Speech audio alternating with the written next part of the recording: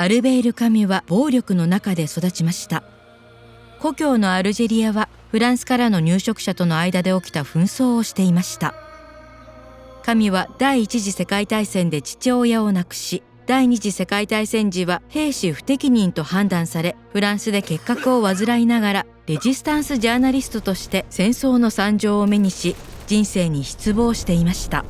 終わりのない流血と苦しみの意味を見出すことができなかったのです。カミュは自問しました。この世界が無意味なら人生に価値があるのだろうか。カミュの同世代の人々も当時の新しい哲学、実存主義のもと同様な疑問を抱いていました。実存主義者たちは、人は白紙の状態で生まれ、混乱の中にも人生の意味を見出す責任を担っていると考えました。しかしカミュはこの思想を拒絶しました。カミュは、人は共通の人間性を持って生まれ、共通の目標に向かって結びついていると主張しました。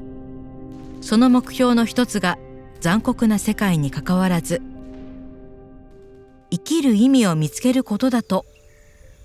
カミュは生きる意味の探求と世界の無言の冷淡さを二つの合わないパズルのピースに例え、これを合わせるのは不条理だと考えました。この葛藤はカミュの不条理の哲学の中心となり、人生とは本来無意味であると説きました。無意味な人生をどう生きるかは、カミュの初期作品を支える問いかけとなりました。それを不条理の系列と呼びました。初出版されたカミュの小説「ザ・スター・オブ・ディス・サイクル」にはかなり虚しい答えが綴られています。異邦人の主人公ムルソーは、感情が分離した何事にも意味を見出せない若い男です。母親の葬式において涙も見せず、女性を恥ずかしめる知人を手助けし、残虐な犯罪さえ犯しますが、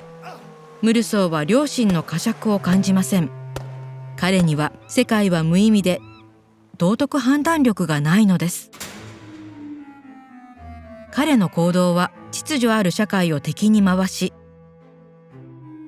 疎外感は徐々に増幅し、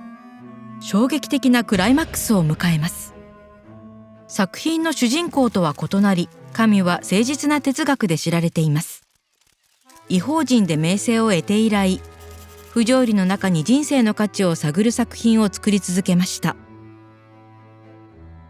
多くの作品が同じ哲学的問いにたどり着くのです。もし本当に人生が無意味なら、自殺は理にかなう行いなのか。カミュの答えは、いいえでした。理にかなわぬ世界を説明できなくても、とにかく生きることで人間の自由が表現されると結論付けました。カミュはこれを短編作品で表現しました。ギリシャ神話シーシュポスのお話です。シーシュポスは神々を欺いた罪として大岩を山頂まで永遠に押し上げる罪を課された王です。このむごい罪は無意味ですが、人間は皆同じ状況に生き、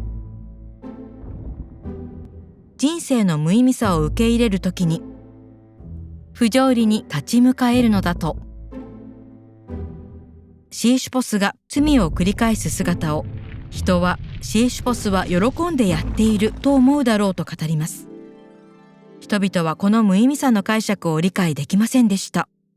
実存主義者は人々から主体性や目的を奪っていると信じていた制度を覆そうとする暴力革命を支持していました。カミュは2つ目となる反抗の系列で、反抗的人間の反抗とは破壊的というより創造的行動だと論じました。権力の力関係を覆すことは暴力のサイクルを生み出すだけで、むしろ不必要な争いを避けるために私たちに共通する人間性への理解を確立すべきと考えました。皮肉にもこの平和的解決案が作家仲間や哲学者と対立する引き金となりました。そんな対立を気にもせず、カミュは最も長く詩的な小説を書き始めました。カミュの自伝作品である最初の人間です。希望に満ち新しい方向性を持つ最初の作品となるはずでした。愛の系列です。しかし1960年、カミュはまさに無意味、不条理な車の事故で突然亡くなりました。愛の系列を読むことはできませんが、反抗と不条理に関する作品は読者の心に響き続けています。カミュの不条理という概念は世界文学、20世紀哲学、大衆文化に溶け込みました。今日もカミュは不安な瞬間に信頼できる案内役なのです。無意味な世界に挫折ではなくひらめきをくれるのです。